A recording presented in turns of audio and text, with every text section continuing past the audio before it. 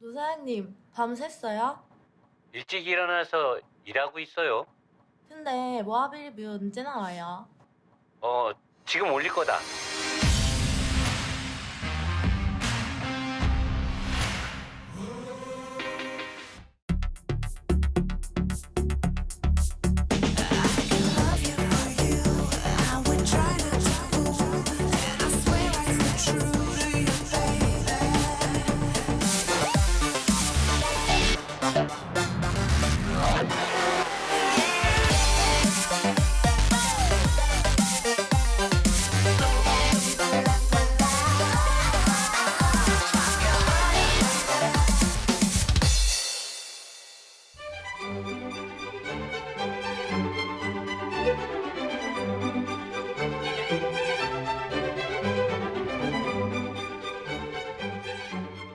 자, 안녕하십니까, 명재님. 안녕. 반갑습니다. 오래간만이네. 네, 오랜만에 자주 왔습니다. 와. 왜 이렇게 또 너무 멀어요. 멀어? 네, 근데 이게 뭐, 먼저 공략은 다르지. 광역시 지정 뭐 하고 막 엄청난데요, 지금 뭐 이거 보니까? 내가 네. 이거 공장 아니라고 작년 10월부터 네, 8월달까지 했으니까 거의 한 10개월 동안 네. 공장 쳤어. 그럼 그동안 매출은 어떻게 해요? 그냥 놀았지. 그래서 백수 했다니까. 내가 여태까지 태어나서 처음으로 백수 생활을 10개월 해봤어. 그래서 얼굴이 이렇게 많이 아, 상하셨구나. 말로 맞아 상했어. 이제 돈 벌어야겠네요, 이제. 돈 벌어야 돼. 이게 내가 공장을 건물을 지어보니까 네. 야 그동안에 건물 진 사람들 위대해 보이더라고. 명자님이 뭐 어디 프로에 나와서 그런 말을 하셨다던데 뭐 우리나라에서 제일 안전하다는 건 뭐 마음에 드는 게 1위가 모하비, 2위가 소렌토, 3위가 스포티지라고 했다고. 어제 그걸 들었어? 국산 차 중에 제일 안전한 차가 어떤 차냐? 네. 어떤 사람이 나한테 이렇게 물어봤거든? 네. 국산 차 중에 안전한 차는 제일 안전하다고 생각하는 것은 내가 생각하는 모하비. 거는 생각하는 뭐 건 실험을 모하비다. 한 건 아니고. 모하비다. 네. 그다음에 두 번째는 소렌토인데 소렌토는 내가 타봤다. 네. 근데 고장도 없고 괜찮더라. 세 번째 스포티도 내가 타봤거든. 처음 나왔을 때. 어떻게 1, 2, 3위가 다 기아차예요? 그러게 알고 보니까 그렇게 돼. 그러니까 현대에서 싫어할 거야. 그러니까 사람들이 명장님한테 항상 루머가 따라다니는 게 뭔가 있지 않느냐. 왜 1, 2, 3위가 다 기아차냐. 그리고 자기는 BMW 불나는 차 타고 다니고. 불 안 나요? 내 차는 불 안 나게 다 했어. 했어요? 근데 딱 보니까 네. 명장님 뭐. 어디서 좀 약간 본 듯한 느낌이 있네. 네, 어디서 본 듯한 느낌이요? 앞에가 여기 라지레 그릴 있잖아. 네네. 이 모양을 이렇게 네. 탁 해서 네. 또 이렇게 한 것 같은데 네. 지프 있잖아, 지프. 뭐 그런 말 많이 들어요. 지프 디자인. 지프에서 약간의 또 본을 딴 거네. 그리고 또 하나 네. 공기저항도 그래, 공기저항. 공기저항 어디? 공기저항도 이렇게 바람이 싹 들어가서 네. 그러면 냉각하기 좋잖아. 앞에 라지라도 그렇고. 요 앞에 그러니까 팬이 봐봐. 하나 있어요, 안에. 저기. 근데 원래 여기에 지금 메인 팬이 달려 있거든요. 여기? 이거는 이제 콘덴샤, 에어컨 틀었을 때 콘덴샤. 에어컨 콘덴샤. 요 앞에 엔진 네. 앞에 있는 거는 엔진 팬인데 네. 이건 지금 모터 방식이 아니라 비스코스 팬이라고 그래서 아니 근데 요새는 이게 요 팬이 요거잖아요 지금. 요게 원래는 요새는 전기 모터로 해가지고 엔진의 어떤 힘을 뺏지 않기 위해서 전기 모터로 돌려주잖아요. 그런데 아침에 제가 이 차 빨 때만 악셀만 훅훅 도는 게 얘 도는 소리잖아요. 돌지. 왜 돌아요? 이게 원래는 전기 모터로 돌아야 되는 거 아닌가요? 원래 이제 RV차나 칩차 같은 이런 것들은 이제 비스코스는 많이 옛날에 전통적으로 많이 썼어. 약간 전통적인 방식도 있는데 이게 원가가 좀 싸거든. 모터 방식을 쓰게 되면 여러 가지 딜레이 써야 돼, 전기 연결하고 고장날 확률도 있고. 네. 근데 비스코스 팬은 사실 고장 잘 안 나. 근데 냉각 효율에서 좀 떨어지는 경우가 있어. 그리고 엔진님도 뺏는 거 아니에요? 잘못하면 나중에 저게 이제 작동을 안 하잖아. 네. 오버히팅 해갖고 엔진이 박살날 수도 있어. 개인으로 따지면 어쨌든 원가를 줄이는 목표도 하나 있다.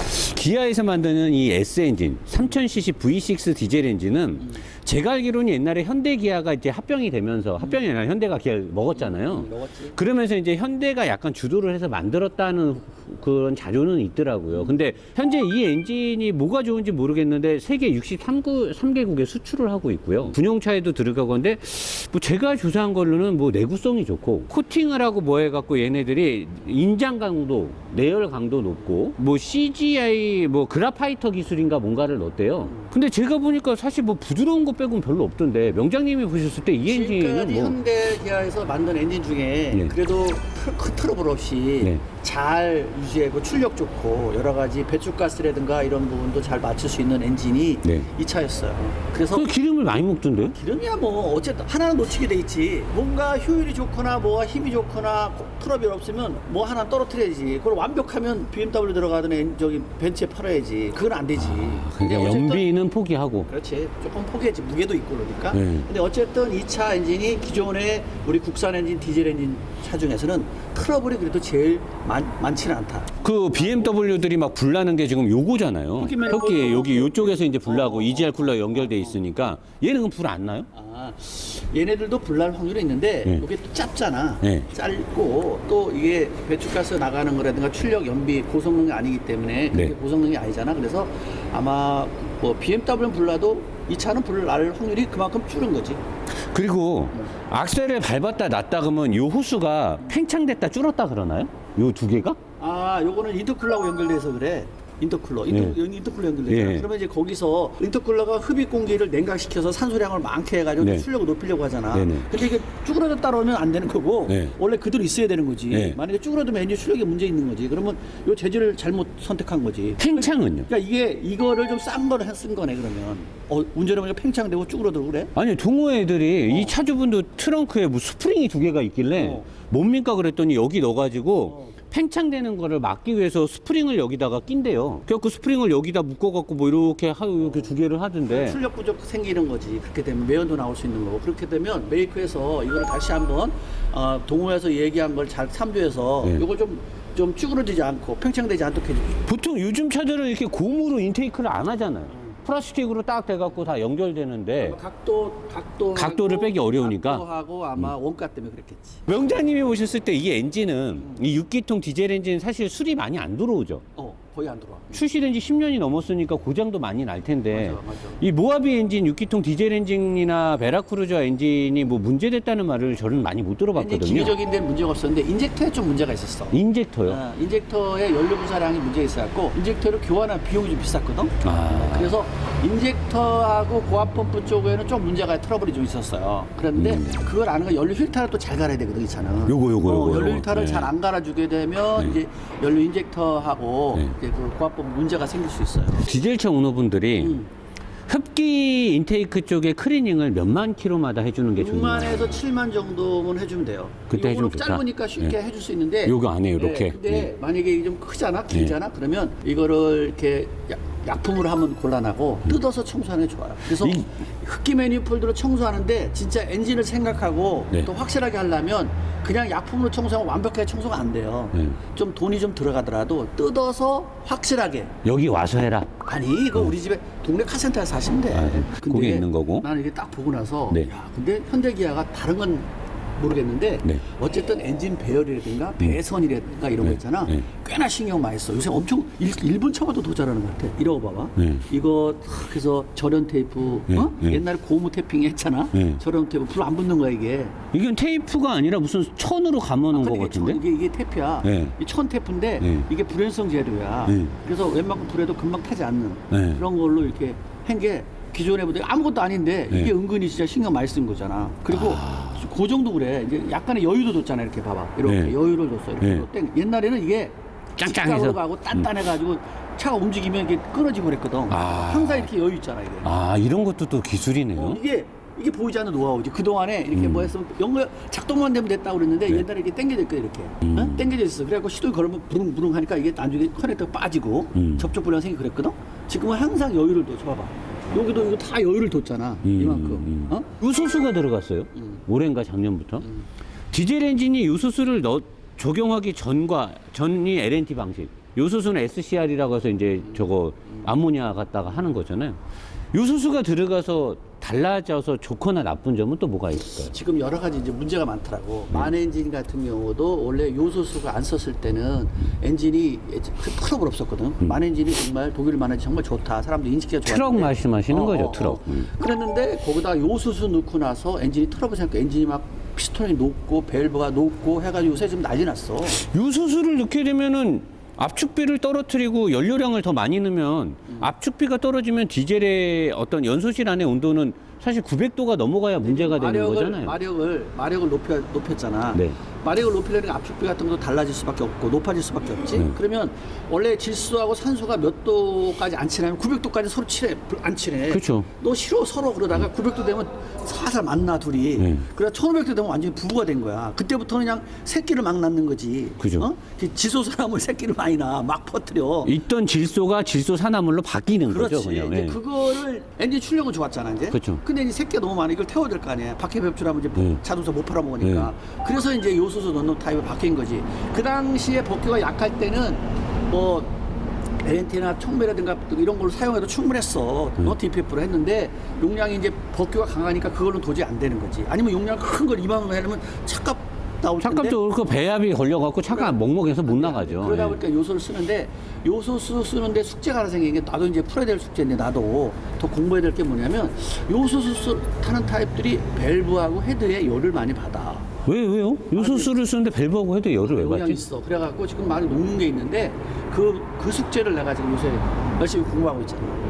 명장님이 아까 궁시렁 됐거든요, 여기서. 제가 한 건 아닙니다. 왜 궁시렁 되신 거예요? 아니 네. 사실은 네. 모하비 칭찬 많이 하거든. 네. 안전한 차다라고 네네네. 봤을 때. 근데 네. 승차감은 어떤지 모르겠지만 네네. 나 아직 안 타봤는데 네네. 이 현가 장치가 너무 약해. 그러니까 우리 차량 무게 휠베이스를 비교해서 보면 가분수 같아.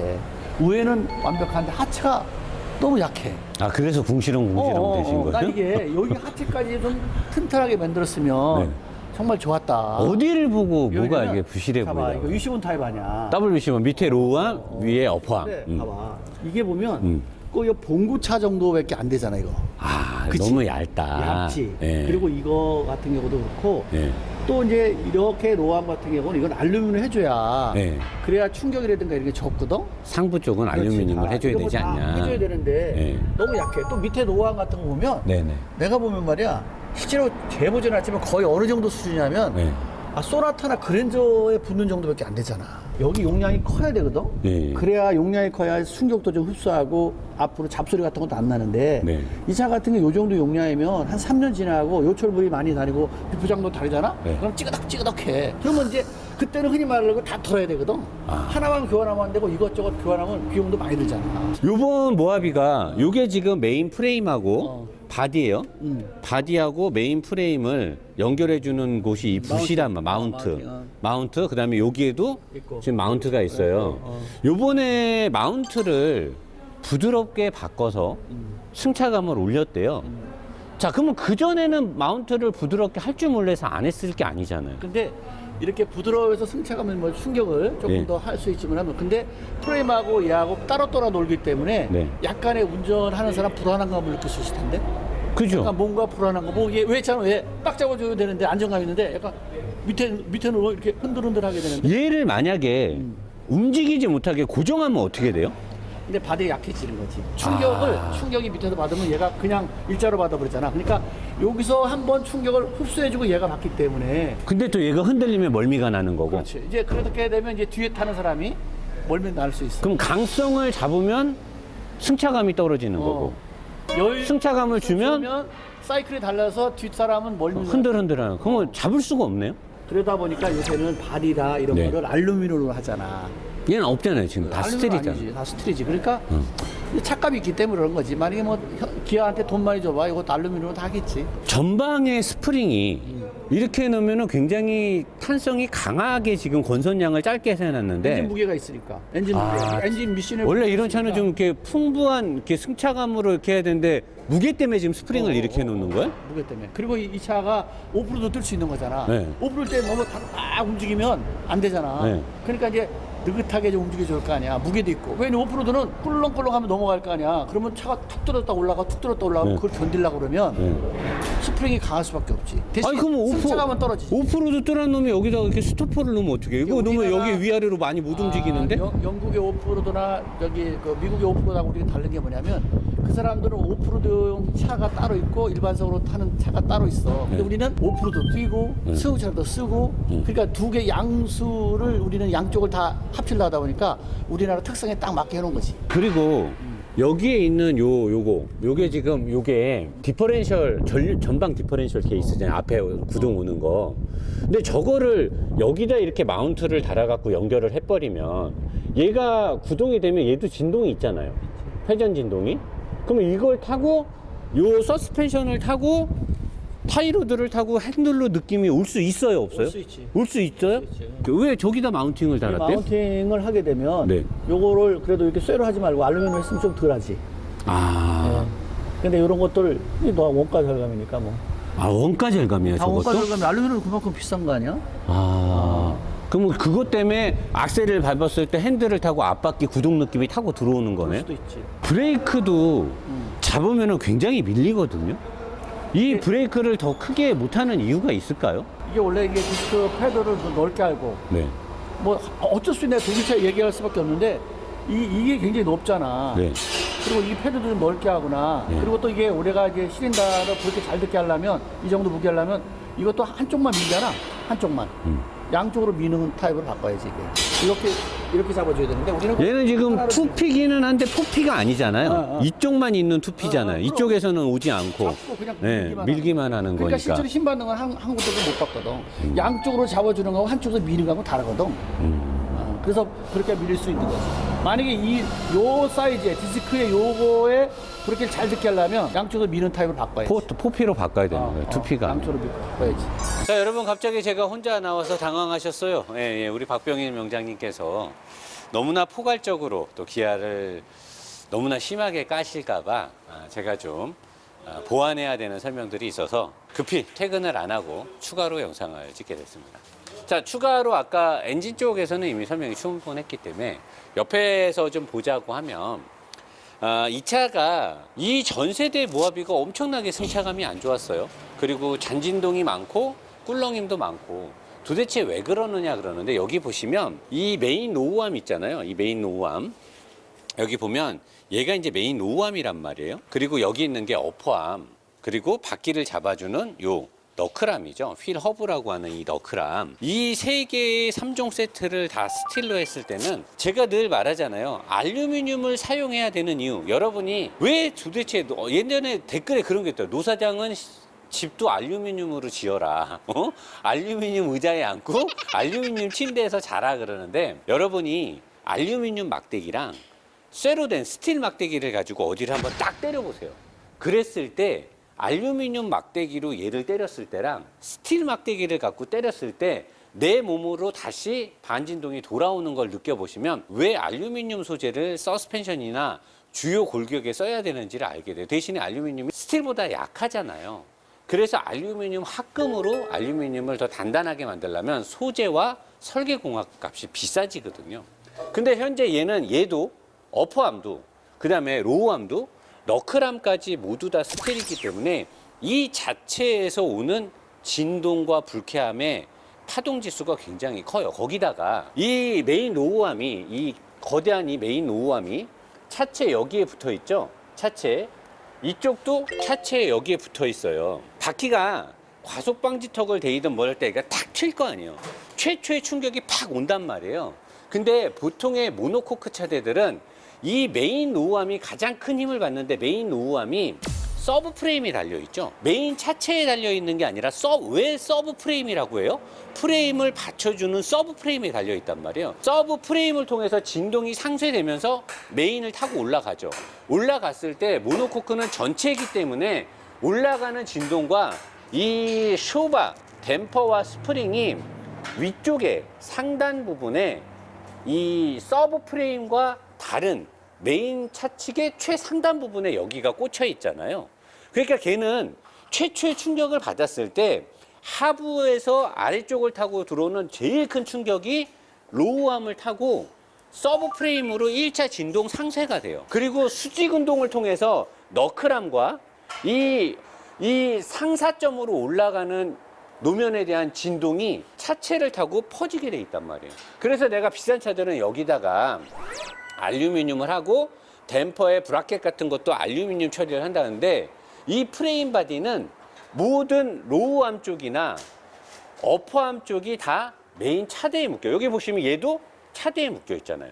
얘도 차대에 묶여 있잖아요. 그러니까 최초의 차가 받은 충격이 차체를 딱 타고 쫙 퍼지는 거예요. 근데 이런 중량급 차의 프레임을 쓰기 때문에 중량급 차들은 절대로 아주 비싼 차가 아니고서는 물론 포드 F150이나 랩터나 이렇게 5만 불이 넘어가는 차들은 얘를 알루미늄을 쓰죠. 얘는 알루미늄을 못 쓰지만 그러니까 걔네들은 차체도 큰 데다가 댐퍼와 스프링을 더 좋은 걸 넣고 위에 알루미늄을 넣기 때문에 얘보다는 덜한데 얘는 쇠에다가 메인 프레임에다가 위에서 진동, 아래에 진동이 타고 쫙 퍼지는 거예요. 근데 이게 이 메인 프레임이 모노코크 차체처럼 전체가 동그랗게 상수에 퍼짐이 없이 얘는 막대기 2개잖아요. 프레임 바디는 막대기 2개예요. 막대기 2개에다가 가운데 사다리 타기처럼 한 3개 정도 놓고 거기다가 이 모노 온바디의 바디를 온으로 딱 얹는 거예요. 그러면 아까 뜯었을 때 봤던 얹어져 있던 여기에 부싱률을 타고 이 진동이 그대로 올라가는데 부싱에 있더라도 부싱 테두리에 있는 쇠나 이 바디의 쇠가 부시를 치고 탁 때릴 수가 있어요. 부시가 그걸 다 먹어줄 수는 없단 말이에요. 여기 스토퍼가 있는 것처럼 얘가 여기 단단 말이야. 퍽 하고 소리가 나게 다는데 이 메인 프레임도 아무리 부시가 있어도 진동이 타고 올라가요. 그래서 얘네들이 충격을 받았을 때 굉장히 불쾌한 거예요. 거기다가 모하비는 어떤 문제가 있냐면 여기 가만 보세요, 여러분. 얘 경사가 져 있죠. 노 사장이 말하는 캐스터가 기억나십니까? 캐스터가 앞쪽으로 킹핀각. 캐스터가 킹핀각을 주고 여기서도 얘가 이렇게 수직으로 내려가는 게 아니라 밑으로 내려갈수록 바깥쪽으로 내려가요. 양쪽에 높이가 똑같은 데서 누르는 게 아니라 여기는 아래에 있고 여기는 위에 있잖아요. 그러면 핸들을 돌렸을 때 대각선으로 눌리니까 자동으로 살짝만 움직여도 타이어가 이렇게 복원되는 성질, 그거를 이제 캐스터각을 준다. 캐스터각이 직진에 대한 고속 안전성에서도 직진 안전성을 도모하지만 핸들의 복원에도 이 각도가 중요한 역할을 해요. 자, 그러면 얘를 캐스터각을 줬으면 이 너클암도 캐스터각을 주고 로우암도 캐스터각을 주든가 아니면 로우암을 수평으로 잡았으면 여기에 달리는 이 피봇, 요 달리는 피봇이 들어가는 여기를 볼 조인트를 여기를 이제 캐스터각을 줘야 되는데 얘는 그게 없어요. 그게 없는 데다가 여기에 지금 너클암은 캐스터각의 반대로 돼 있어요. 이 너클암이 이렇게 안 돼 있고 이쪽 뒤로 간단 말이에요. 근데 이렇게 마이너스 캐스터처럼 이렇게 생겨 있으면 돌아갈 때는 부드럽지만 실제로 직진을 달릴 때는 앞쪽에 바퀴를 놓고 가는 느낌이 아니기 때문에 속도가 올라가면 올라갈수록 운전자가 핸들을 살짝 잡을 때 불안감을 느껴요. 전투적인 요소가 줄어드는 거예요. 모하비는 왜 이렇게 세팅을 했을까요? 중량이 많은 데다가 그렇게 설계하려면 이제 서스펜션의 강성이라든가 서스펜션의 치밀한 설계가 들어가야 돼요. 그렇게 하기 싫은 거예요. 그리고 이런 식으로 설계를 하는 옛날 차들은 뭐냐면 파워 핸들에 어시스트를 많이 못 받는 차들이 핸들을 돌릴 때 힘이 좀 덜 들어야 되고 복원할 때도 힘이 덜 들어가야 되니까 이런 식으로 설계를 해요. 그러니까 이게 뭐냐, 아주 옛날에 화물차나 트럭들이 서스펜션에 이 얼라이먼트 세팅을 할 때 이런 식으로 세팅을 한단 말이에요. 이 차는 옛날 그대로의 세팅 값을 갖고 있는 거예요. 변화된 게 별로 없다라는 거죠. 그리고 여기 있는 스프링은 굉장히 탄성 계수가 센 게 들어가 있어요. 근데도 불구하고 중량이 세기 때문에 이 중량으로 얘를 눌렀을 때 굉장히 센 스프링인데도 불구하고 확 하중이 쏠렸을 때 스프링이 출렁하고 느낀단 말이에요. 근데 탄성 계수가 굉장히 센 거기 때문에 튕기는 복원하려는 힘이라든가 띠용 하는 이 힘이 되게 세요. 그거를 억제시켜주기 위해서 댐퍼를 넣는데 너무나 스프링 탄성 계수를 센 거를 넣다 보니까 여기서 얘를 이기기 위해서 댐퍼를 센 거를 넣으면 전작처럼 어떻게 돼? 승차감이 너무 딱딱한 거예요. 그러다 보니까 기아 자동차는 실 오너들의 불평불만, 승차감이 너무 딱딱하다. 그러니까 댐퍼의 움직임을 좀 부드럽게 바꾼 것 같아요, 제 느낌에는. 그러다 보니까 얘가 복원되는 느낌에서 스프링에 확 치고 딱 했을 때 딱 잡혀야 되는데 이렇게 2번 와요. 왜냐면 댐퍼가 스프링을 못 이기는 거예요. 제가 모든 차는 뭐라 그랬어요? 댐퍼가 스프링보다 세야 된다 그러잖아요. 얘도 댐퍼를 스프링보다 세게 할 수 있어요. 기아가 그런 걸 못하는 건 아니죠, 기아가. 근데 그렇게 했더니 탑승자들이 너무 불쾌하다라는 거죠. 그러다 보니까 탑승자의 부드러움을 주기 위해서 댐퍼를 부드럽게 가니까 어떻게 돼? 위험해진 거죠, 차가. 그래서 이 차는 고속도로에서 굉장히 위험해요. 그리고 브레이크도 캘리퍼가 좀 크고 패드도 크고 디스크도 뭐 우리나라 차체인데 2.3톤에 육박하는 차치고는 디스크가 약하죠. 그리고 디스크가 단순하게 생겼지 디스크가 뭔가 치밀한 건 없고요. 중량에 비하면 이 티도 되게 얇은 편이죠. 여기도 두꺼운 편이 아니에요. 그리고 얘 정도면 여기에 투피를 넣고 여기다들 투피를 넣어서 포피를 잡아야 되는데 기아가 그걸 할 줄 몰라서 안 했냐? 물론 단가 문제도 있었겠지만 얘는 만약에 박병일 명장님이 말씀하셨던 대로 포피를 넣게 되면 어떻게 되느냐? 더 위험해질 거예요. 얘는 차라리 브레이크를 잡았을 때 밀리는 게 나아요. 만약에 얘가 브레이크를 세게 잡아버리면 얘의 서스펜션의 구조 특성상 이 차를 못 이깁니다.